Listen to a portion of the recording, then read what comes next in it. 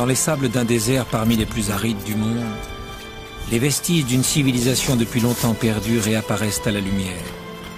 Qui étaient ces hommes capables de s'épanouir il y a plus de 2000 ans dans une des régions les plus inhospitalières de la planète?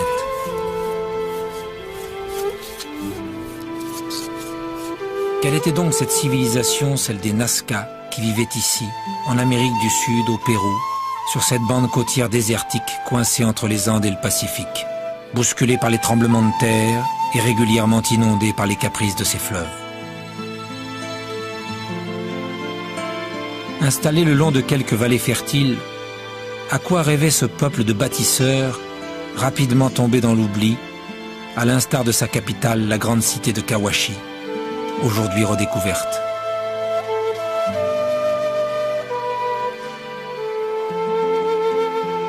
Peu à peu, grâce au travail des archéologues, émerge un monde étrange et déroutant, à la fois proche et très lointain.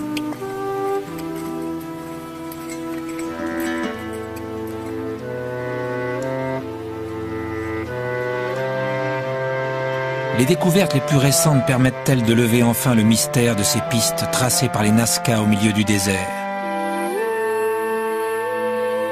Cet immense réseau de lignes qui attise depuis bientôt un siècle la curiosité du monde entier. Peut-on dire aujourd'hui à quoi correspondaient ces pistes, figures géométriques, animaux fabuleux? A-t-on percé le sens de ce fascinant rébus aux dimensions si colossales qu'il ne peut être observé que du ciel?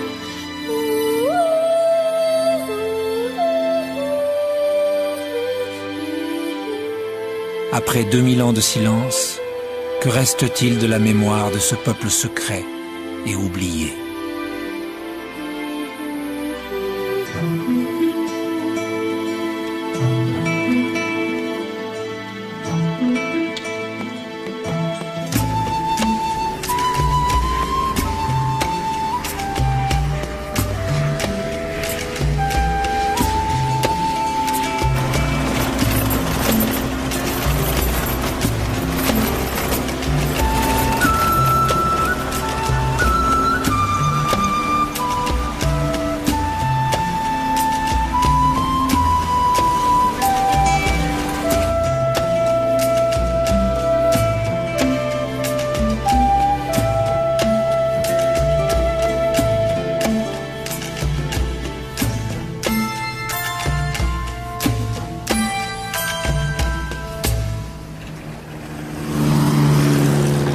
Au sud du Pérou, une piste poussiéreuse le long du rio Nazca, entre les Andes et le Pacifique. Directeur du Centre italien d'études et de recherche archéologique précolombienne, Giuseppe Orefici anime un ambitieux programme de fouilles, le projet Nazca. Depuis 17 ans, inlassablement, il explore les vestiges de la cité de Kawachi, l'ancienne capitale des Nazca. Le site est immense, 24 km². Fantomatique, voilé de sable et de dépôts alluvionnaires, Kawachi s'impose à tous ceux qui l'approchent par la force de son mystère.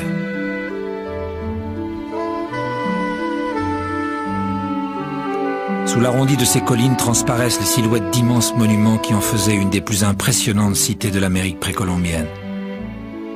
La Grande Pyramide est sans doute la plus imposante.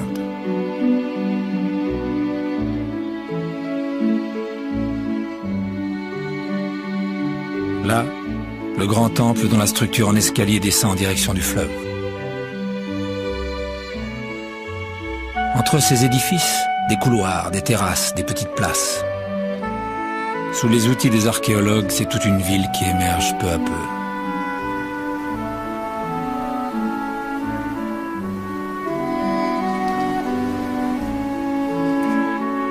Pour Giuseppe Orefici, la tâche est à la mesure du site. Colossale, fascinante, incertaine aussi.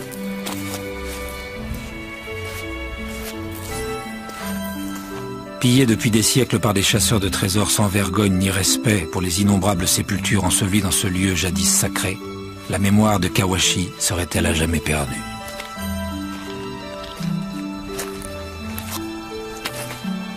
Dépouillés de leurs parures et de leurs offrandes, abandonnés sur le sable, blanchis sous un soleil implacable, ces centaines de témoins définitivement muets laissent imaginer l'ampleur des dégâts et l'urgence des fouilles pour sauver ce qui peut l'être encore. Parfois, face à certaines découvertes bouleversantes, la révolte de l'archéologue dépasse de loin les seules considérations scientifiques.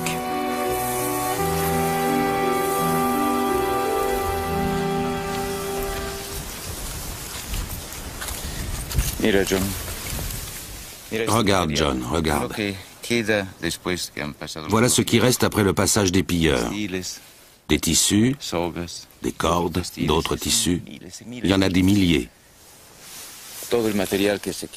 Tous ces vestiges abandonnés, c'est du matériel perdu d'un point de vue historique, qui aurait pu aider à reconstruire le passé de ces gens. Et tout est détruit. Le travail des pilleurs n'est pas prêt de s'arrêter. Regarde cet objet, par exemple. C'est une fronde, avec des couleurs variées. Une fronde de cérémonie, très belle. Elle n'a pas intéressé les pilleurs qui préfèrent la céramique et les beaux tissus très prisés par les collectionneurs internationaux. C'est tous les jours que des informations se perdent, tous les jours que disparaissent des pages d'histoire qui ne pourront jamais être réécrites. Heureusement, le site est si grand, si vaste que nous ne travaillons pas en vain à récupérer ce qui reste. Notre espoir, c'est de poursuivre notre travail et de sauver ainsi des pages et des pages de l'histoire des Nazca.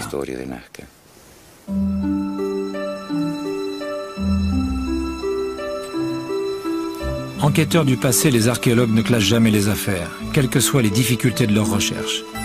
Chaque année, depuis 17 ans, Giuseppe reprend ainsi sa course contre le temps et l'oubli.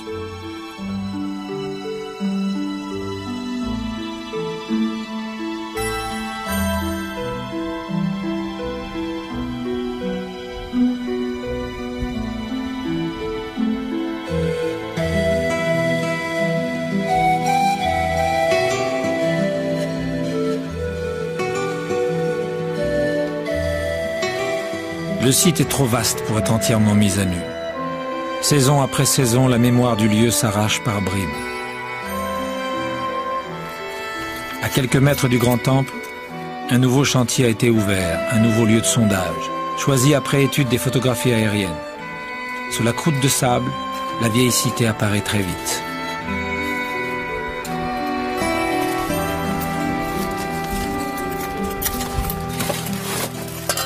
En creusant, l'équipe du projet Nazca descend par degrés dans les profondeurs de la mémoire de Kawashi. Du IVe siècle de notre ère, au niveau des couches de surface, jusqu'à la fondation de la cité, plusieurs mètres plus bas, 8 siècles plus tôt. Construite en briques d'argile simplement séchées au soleil, maintes fois détruite, victime d'inondations, de tremblements de terre ou des caprices des prêtres qui gouvernaient la cité, Kawashi fut à chaque fois reconstruite sur ses propres vestiges. De nombreuses offrandes enfouies dans les fondations des nouveaux édifices venaient à chaque fois consacrer cette renaissance.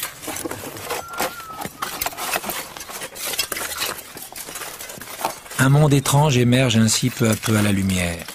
Une immense cité dominée par les prêtres, vouée au culte des dieux et aux cérémonies. Aucune trace d'activité quotidienne n'y a jamais été retrouvée.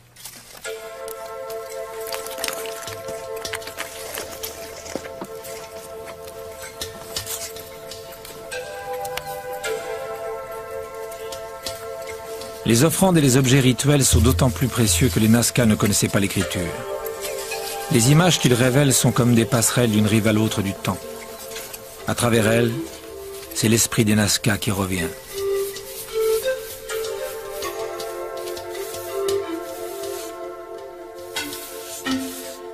À la fin de chaque journée de fouille, les objets sont rapportés au laboratoire de Nazca, à quelques kilomètres du site.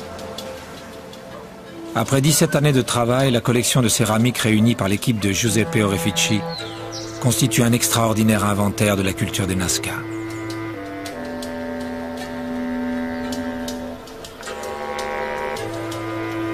Chaque pièce est minutieusement répertoriée et analysée avant de venir s'ajouter au gigantesque puzzle auquel sont confrontés les chercheurs.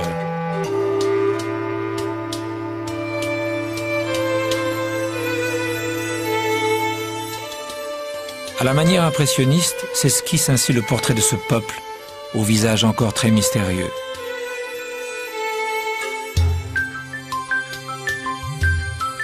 Le décor des céramiques, à vocation exclusivement religieuse, répond à des canons imposés par les prêtres. Par exemple, l'harmonie des motifs iconographiques est systématiquement brisée. Dans un monde soumis à ces dieux, la perfection leur est-elle réservée?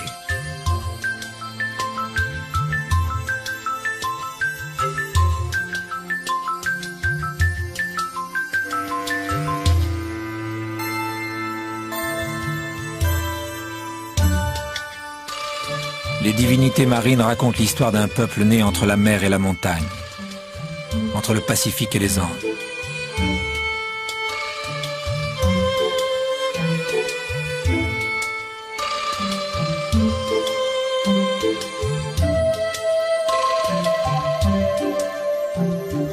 Au panthéon Nazca rivalisent toutes sortes de divinités. L'orque marine, le félin, le serpent, l'oiseau, le lézard.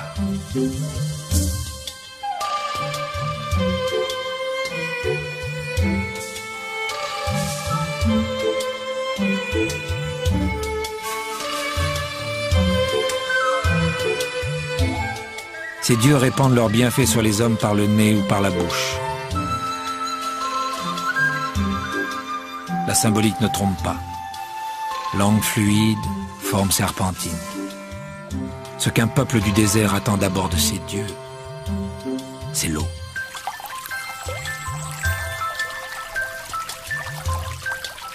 Le Rio Grande et ses affluents sont un peu le Nil des Nazca.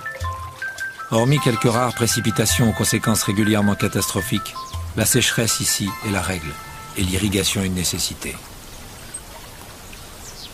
Aujourd'hui encore, ces systèmes d'irrigation qu'ils surent inventer témoignent de leur talent de bâtisseurs et de leur génie technologique. Faciles d'accès pour permettre le nettoyage, ils ont survécu à l'usure des siècles et sont toujours utilisés par la population locale. Tout comme le réseau de canaux et de galeries filtrantes, les puquios, destinés au recueil des eaux souterraines venues des Andes. Sans égal en Amérique précolombienne, ce réseau irrigue encore l'ensemble de la région.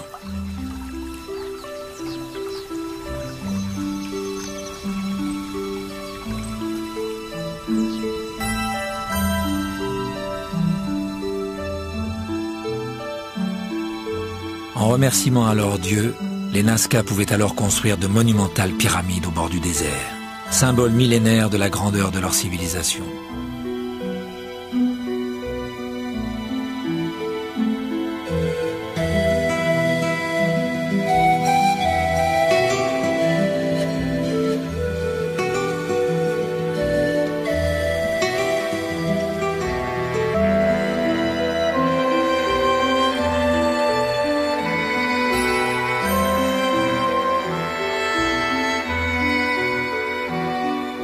Au camp de base, comme chaque semaine, Giuseppe Orefici réunit son équipe. Les conditions météo imposent d'accélérer le rythme. Nous nous rencontrons après un mois de travail à peu près. Mais nous devons garder à l'esprit une chose très importante. C'est qu'après 17 années de fouilles ici à Cahuachi, les 71 chantiers que nous avons ouverts ne représente que 1% de l'ensemble du site. Alors parler de Cahuachi, même après 17 ans de travail, reste très difficile. Les conditions climatiques et l'effet d'El Niño se sont fait beaucoup ressentir l'an passé et cette année. Et nous ne savons pas ce qu'il en sera le mois prochain. Par conséquent, j'espère que vous comprendrez tous l'effort que nous devons fournir pour terminer le plus rapidement possible, avec les meilleurs résultats possibles, le travail de cette année. Voilà, c'est tout. Un grand merci à tous et bon courage.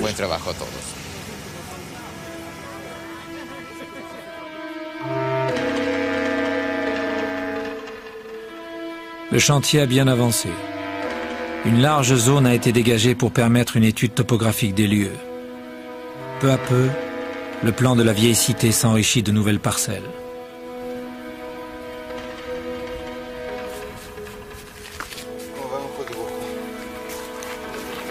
Vers midi, Giuseppe Orefici est brusquement appelé.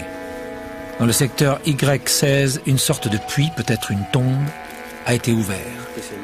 À la surprise des archéologues, il semble bouché par des ballots de tissu. Il y en a une quantité énorme.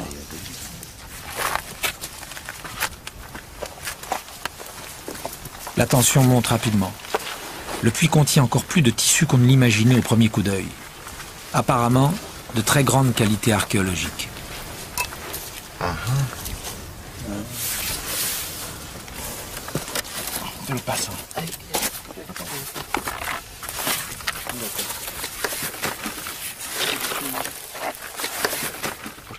Un premier échantillon intrigue le spécialiste. Il s'agit d'un tissu décoré par application de petites plumes. Il semble avoir été découpé, il est noirci, mais n'a pas été brûlé. Ce n'est probablement pas une tombe. S'il y en a une, elle est plus bas.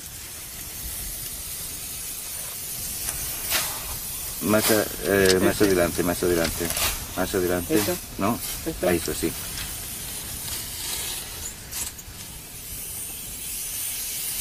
Sí, sí. Pero este mira qué bonito es. Oh, fantástico. Dios mío.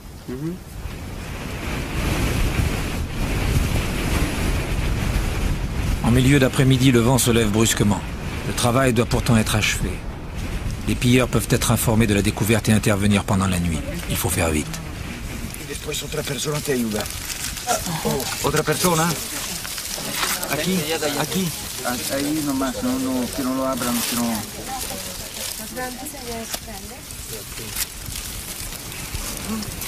Esto tiene algo dentro.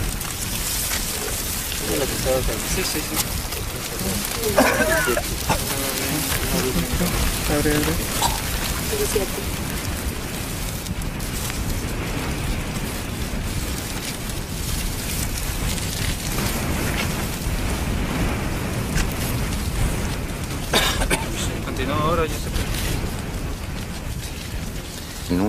Je n'ai jamais vu ça. Nous en sommes à 28 pièces de tissu et c'est seulement la première partie de l'ensemble. Maintenant, nous attaquons la deuxième partie. Tous ces tissus ont appartenu à des personnes de haut rang. Ils sont décorés de divinités et surtout de dessins ornithomorphiques, c'est-à-dire des oiseaux peints.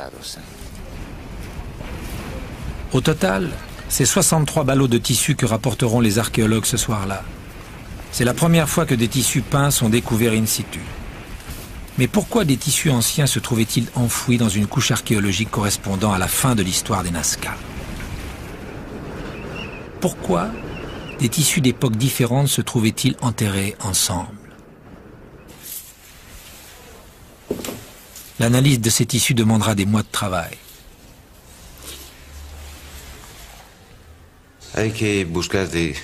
Il faut essayer de sauver toutes les informations contenues dans ces tissus.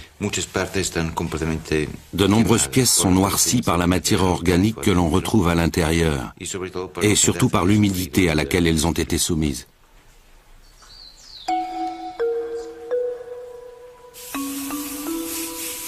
Giuseppe Orefici ne connaît que quelques exemples de ces tissus peints conservés dans le monde. Leur rareté tient à leur ancienneté. Ils datent des premières périodes de la civilisation Nazca. Les traces organiques montrent qu'ils ont été en contact avec des cadavres et servaient de linceul. Sans doute ont-ils été un jour récupérés, rassemblés en paquets et rituellement réenterrés, à l'occasion peut-être d'une modification dans l'ordre religieux ou cérémoniel.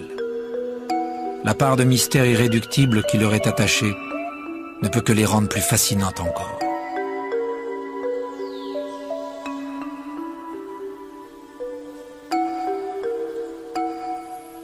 Ces tissus rejoindront bientôt la collection du laboratoire musée dont Giuseppe Orefici nous ouvre pour la première fois la porte. Conservés dans de simples cartons, le climat de la région le permet, ces pièces de textile sont parmi les plus belles du monde ancien. À des siècles de distance, l'art des Nazca, cette habileté dans la fabrication des fils de coton ou de laine de lama et d'alpaga, cette extraordinaire variété des couleurs et des points de broderie, éclate comme au premier jour sous le soleil péruvien. Ce grand manteau de laine et de coton orné de félins volants et de toutes les figures du panthéon Nazca contribuaient ainsi au faste des cérémonies de la cité de Kawachi, il y a plus de 2000 ans.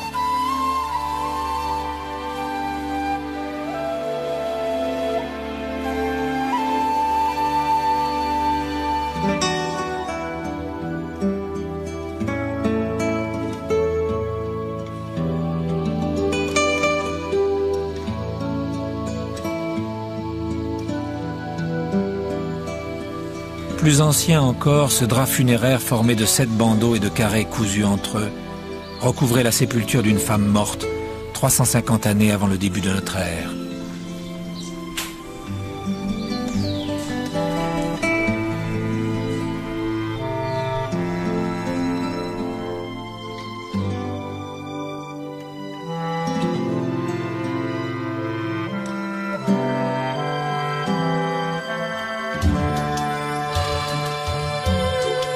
Fabriqués avec des aiguilles de cactus, ces colibris en 3 dimensions ornaient la bordure d'un manteau de cérémonie.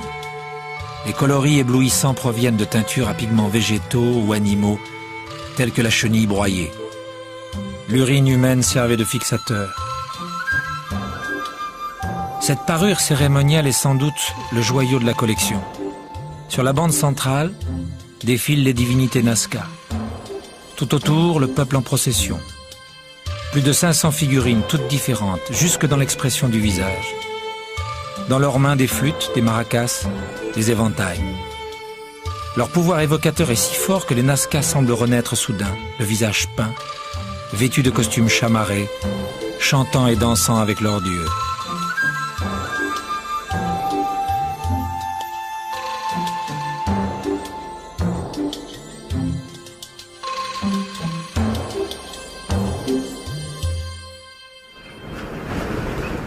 Quinze jours plus tard, le travail à nouveau s'est interrompu. Le vent du désert, soulevant la poussière brûlante, empêche toute activité.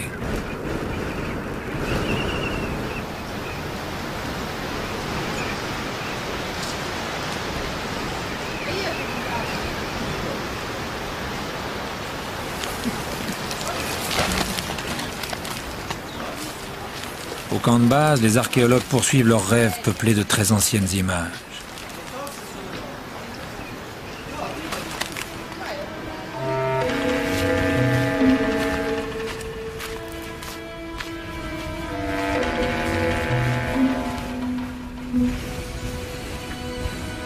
Désertée, la grande cité de Kawachi se replie sous sa vieille couverture de sable et d'argile.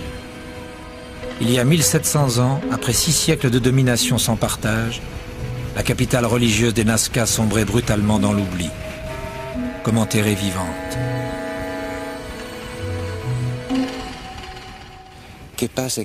Que s'est-il passé à Kawachi? Entre 300 et 350 de notre ère, il y a eu 2 événements importants. D'abord, une grande inondation particulièrement forte. Nous en avons retrouvé des traces dans toutes nos fouilles. Et un tremblement de terre. Un tremblement de terre qui va détruire les temples. Nous avons retrouvé des morts sous les murs effondrés. Du coup, la religion des Nazca ne fonctionne plus. Les dieux et le centre cérémoniel ne fonctionnent plus. C'est le moment de l'abandon. Mais avant de partir, puisque tout est rituel, tout est religion dans leur culture, les Nazca enterrent entièrement les ruines en les remblayant. Observez les vestiges sur les parties les plus hautes du site. Vous verrez qu'ils sont recouverts d'une couche d'argile, apportée par les hommes au sommet du remblai. Et c'est ce qui en fait un lieu sacré. Tout, absolument tout ce qui se trouve sous nos pieds, a été recouvert par les hommes eux-mêmes. Il y a 1700 ans disparaissait ainsi, pour des siècles d'oubli, la gigantesque cité de Kawachi, enterrée par ceux-là même qui l'avaient fondée. Les Nazca, quant à eux, ne survivront que 2 ou 3 siècles à leur capitale, avant leur assimilation à la culture Wari, un peuple venu des Andes avec lequel ils avaient toujours eu des échanges. Les Wari domineront le Pérou tout entier. Plus tard encore, viendra l'empire Inca. À ce moment, le nom même des Nazca aura disparu.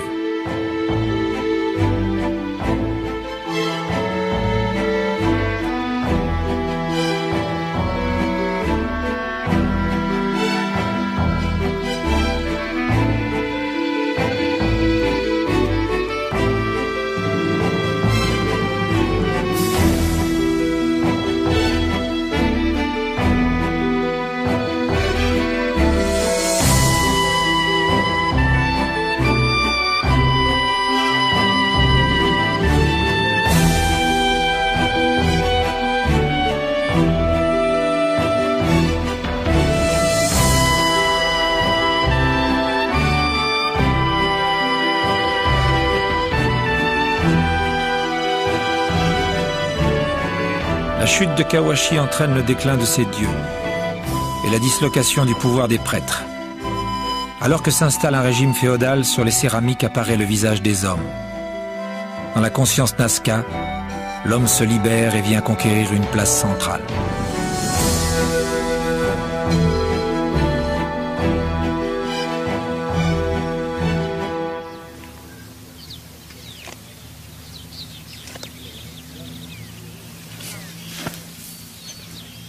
Sur le chantier de fouilles, le vent est tombé, le travail a repris. Dans une de ces couches intermédiaires entre deux phases de l'histoire de Kawashi, les archéologues ont dégagé une momie de jeune lama. L'animal a été sacrifié.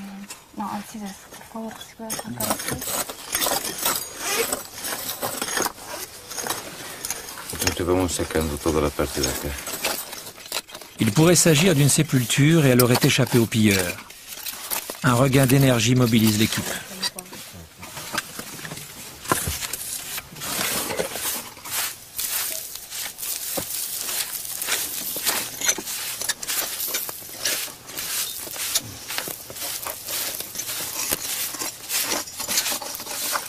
Une série de poteries renversées sont bientôt mises à jour, révélant des tombes.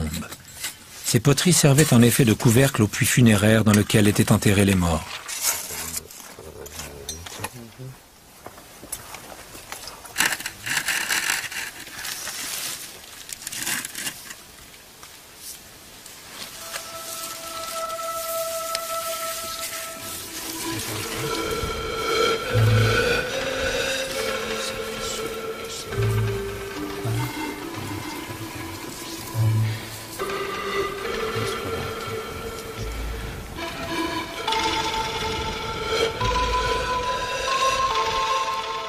Les membres inférieurs repliés sous le menton, les morts étaient enterrés en position fétale.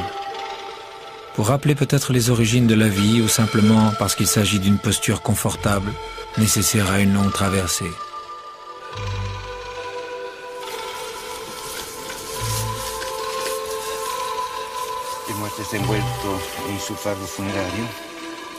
Une deuxième tombe révèle une momie recouverte de son linceul. Les archéologues tentent de la dégager. Malheureusement, plus de 15 siècles d'attente et d'immobilité rendent la manœuvre risquée.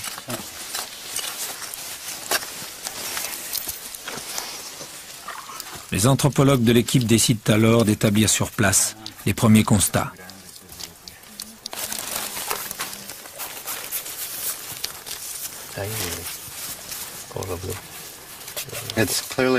Pour le docteur Brian Harrison de l'Université de l'Oregon, il s'agit clairement du squelette d'une jeune femme. On le voit à la forme du pelvis. C'est une adulte, mais elle n'est pas très âgée. Il n'y a pas de traces d'arthrite sur les articulations. L'excellente conservation des tissus organiques rend ce site exceptionnel. Les cheveux sont en parfait état. Tout cela va permettre de tirer de nombreuses informations sur la population qui vivait ici il y a plus d'un millier d'années. L'aspect de ses dents montre qu'elle était en bonne santé. Il n'y a pas de stries, l'émail est très bon. Oui, c'était une jeune femme en bonne condition physique, elle devait avoir 20 à 25 ans. Et Nazca était très trapu, les cheveux longs et noirs, musclés parce qu'il travaillait dur. Il paraît clair aussi à l'examen des squelettes et des dents qu'ils étaient en général en bonne santé. Ils ne portent aucune marque de coup. Il n'y avait pas de guerre ici.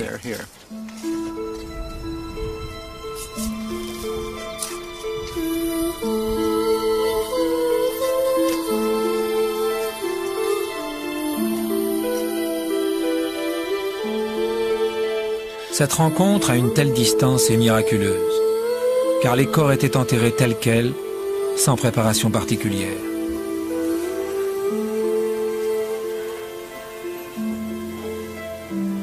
Seule une sorte de momification naturelle a pu les conserver ainsi. Elle est l'œuvre des sables de la région, riches en sel et en nitrate, exempts d'humidité. La prodigieuse mémoire minérale de Kawashi est une mine d'informations pour l'anthropologue. Le professeur Andrea Drusini de l'Université de Padoue a pu ainsi étudier près de 550 individus.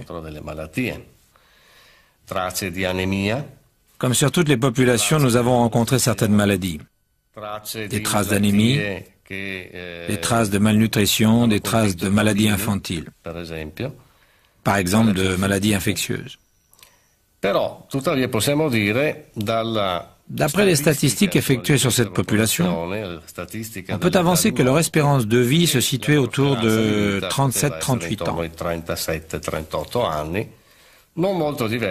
Il n'y a pas de grande différence avec l'Europe du 19e siècle où l'on vivait en moyenne jusqu'à 42 ans. Et pourtant, entre les deux populations, il y a presque 2000 ans d'écart. Sur le site des tombes, les travaux se poursuivent. Près des puits funéraires apparaît un nouveau corps qui intrigue fortement l'équipe d'archéologues. À la différence des autres, il est couché sur le sol, à l'horizontale. Le docteur Drusini se fait bientôt médecin légiste après avoir constaté que le squelette a les mains liées sur le devant du corps. Questa posizione è molto inusuale. Può essere naturale questa posizione? No, probabilmente si è trattato di un'esecuzione e il corpo poi è rimasto in questa posizione.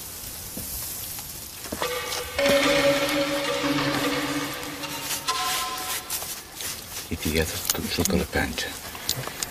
È molto strano questo.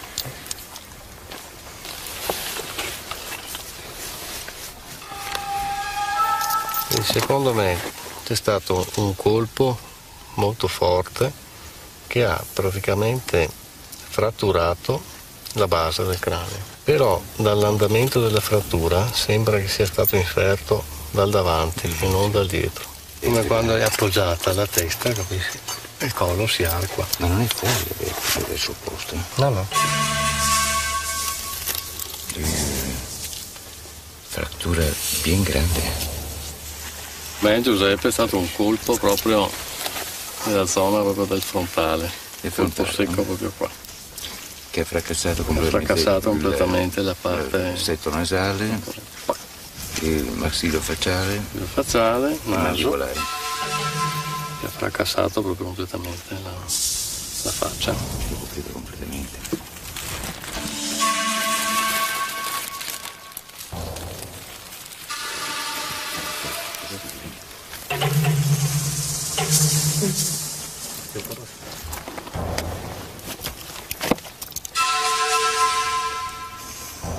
Non è giovane, no? No, è giovanissimo. 35 anni. 40 anni. E anche 40 anni. Ah.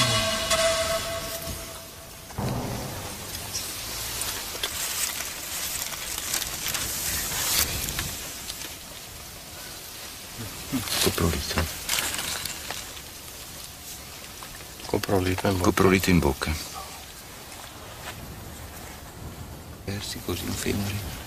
Ce n'est pas la première fois que des coprolites, en l'occurrence des excréments humains fossilisés, sont retrouvés dans la bouche de momies.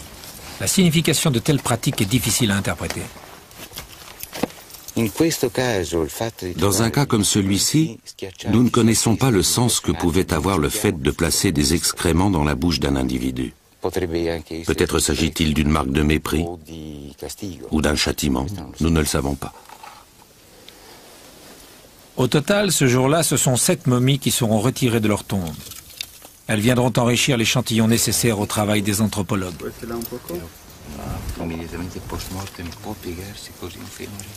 Certaines de leurs découvertes nous font pénétrer dans un univers étrange, fascinant et repoussant à la fois, un autre monde.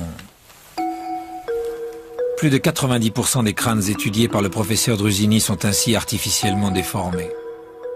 Cet usage que l'on retrouve dans d'autres civilisations répondait probablement à certains critères de beauté. Les nouveau-nés étaient soumis pendant 1 an à la pression de déformateurs en cuir de lama. Cet appareil forçait le crâne encore souple du bébé à orienter sa croissance vers le haut.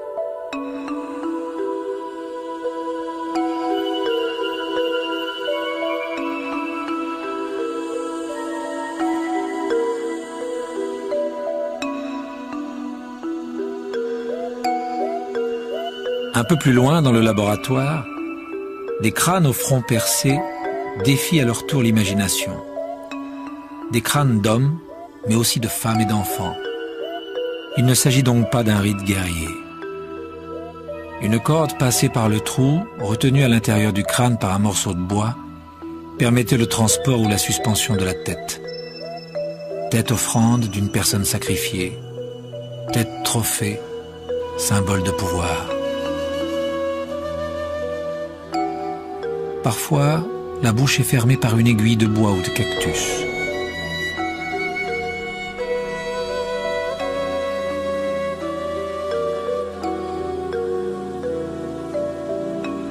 Parfois encore, les yeux sont bouchés, la langue coupée et enveloppée dans un petit sac de cuir, afin que l'âme des morts ne vienne pas déranger les vivants. Toute l'iconographie Nazca témoigne de l'importance de cette pratique dans la culture d'un peuple, ni plus ni moins barbare que les autres. Pour les archéologues, cette coutume, et d'autres, plus cruelles encore, sont autant de fenêtres sur cet autre monde qu'ils tentent, à des siècles de distance, de pénétrer.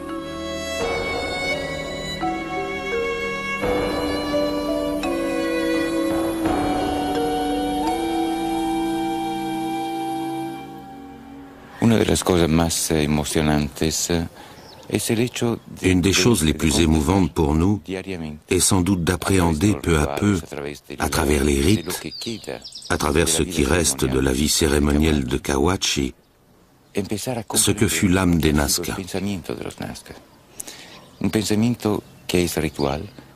Un système de pensée avant tout rituel, une conscience profondément liée au passé, un passé omniprésent dans la vie des Nazca, comme si sans passé, il ne pouvait y avoir ni présent ni futur. Au bout de leur voyage millénaire, les messagers Nazca s'acquittent ainsi de leur mission. Au malaise diffus qu'ils inspiraient à la première rencontre, succède le sentiment d'une étonnante présence.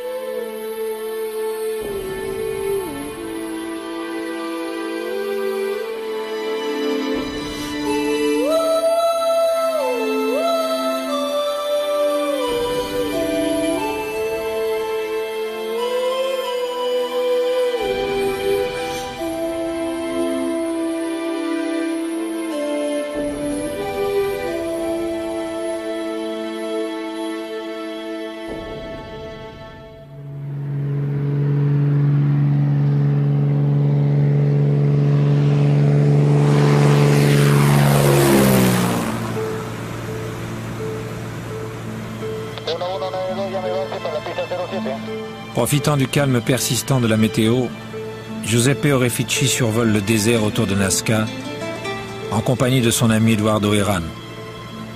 Ce pilote chevronné a découvert plus de 350 de ces géoglyphes qui ont suscité tant de curiosité dans le monde entier.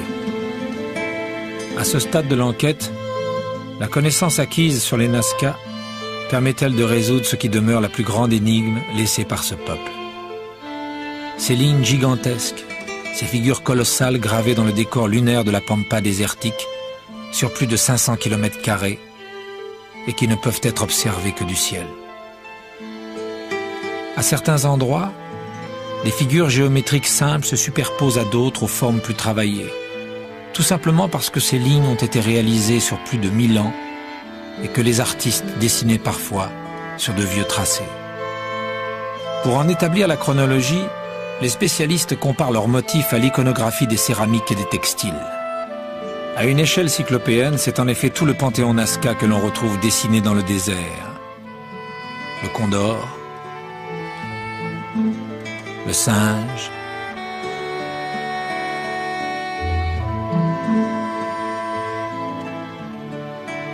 le colibri.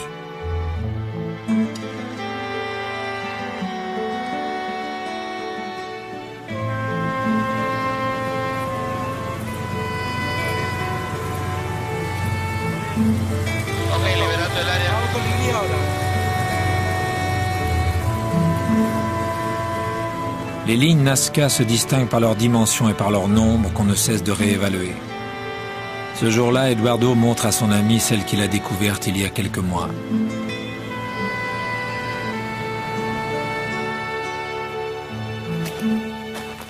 Quelques heures plus tard, Giuseppe Orefici se rend sur cette nouvelle zone.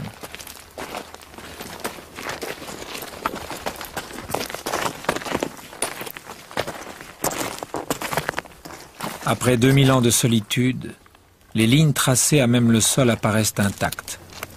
Seule pourtant, la couche superficielle a été grattée. Personne ne les a jamais entretenues.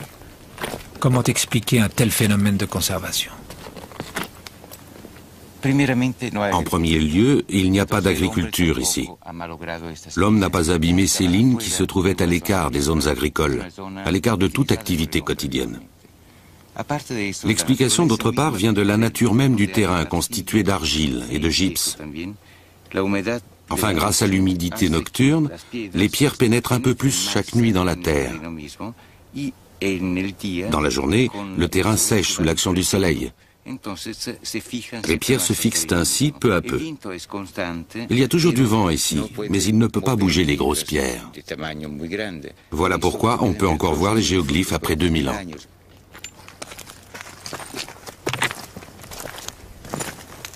Avec précaution, l'exploration se poursuit en suivant le tracé énigmatique d'une ligne qui semble se perdre à l'infini. Du sol, la forme d'ensemble est indiscernable. Regresa en su camino. Del otro lado.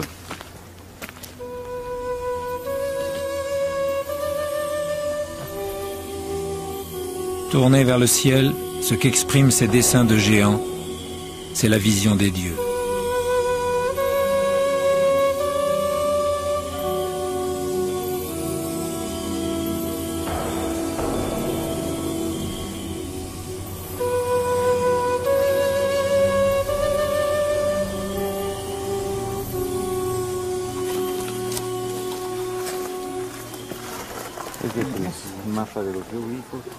Dans son musée laboratoire, Giuseppe Orefici présente en avant-première au maire de la ville de Nazca et à l'historien péruvien José Lancho Rojas la maquette du site des géoglyphes qui vient d'être réalisée.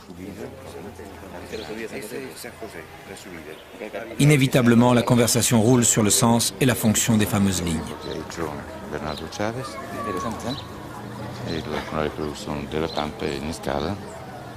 Aquí está la Panamericana, el lagarto, el guarango, las manos. Aquí hay los otros. Este se le va bastante bien.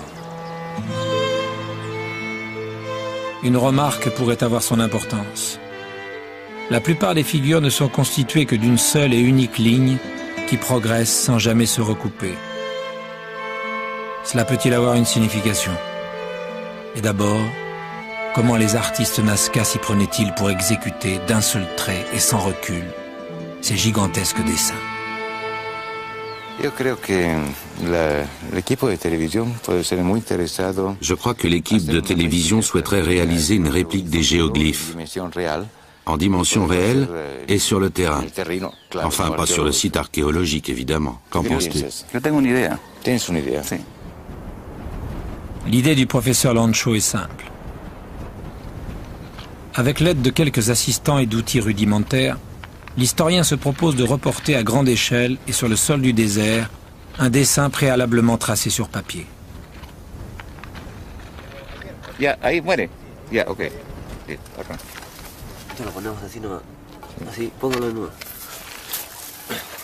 Ya, un ratito. Derecha, derecha, poquito. Derecha, poquito.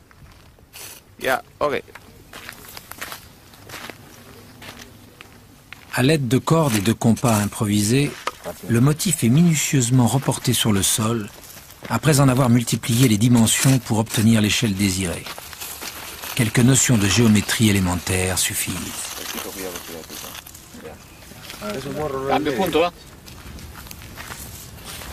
Il y a 2000 ans, l'agrandissement d'un tel dessin ne devait pas poser plus de problèmes aux tisserands, aux bâtisseurs des monuments et des aqueducs Nazca qu'à l'équipe du professeur Lancho. Sobre la línea. Tiembla más, José Luis, tiembla más. La piedra está malogrando acá.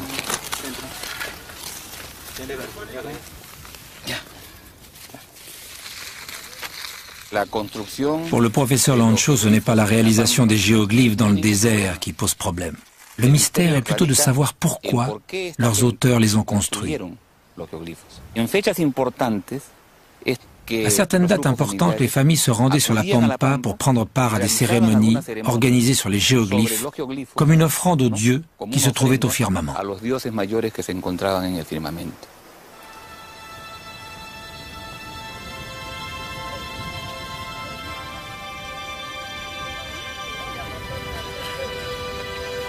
Selon le professeur Lancho, qui n'hésite pas, pour l'expérience, à mobiliser ses élèves, les lignes offraient ainsi une sorte de chemin que des files humaines empruntaient à l'occasion de grandes cérémonies. En les parcourant, les pas des processionnaires en accentuaient le tracé et en animaient la figure.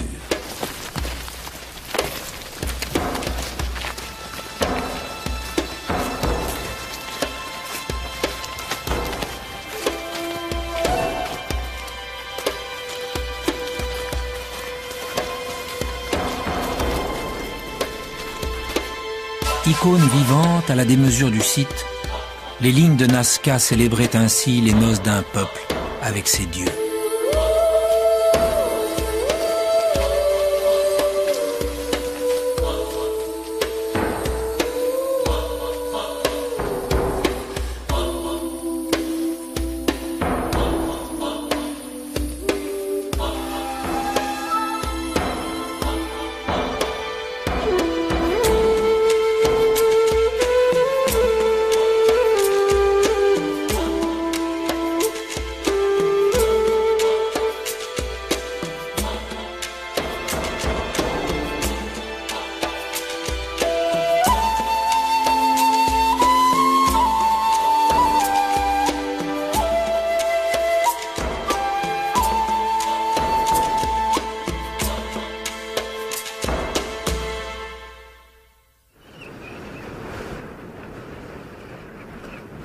Décembre.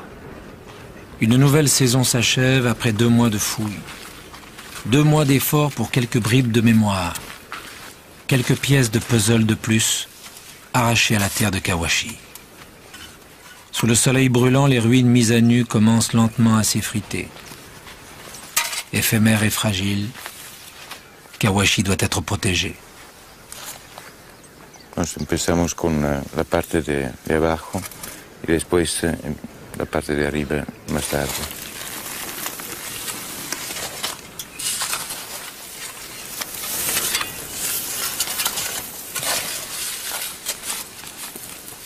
Comme chaque année, le cœur contraint, les archéologues ont décidé de rendre à la vieille cité sa couverture de sable, répétant ainsi, à près de 2000 ans de distance, le geste des anciens Nazca, sans lequel plus rien ne subsisterait aujourd'hui, qui permette de percer leur obsédant mystère.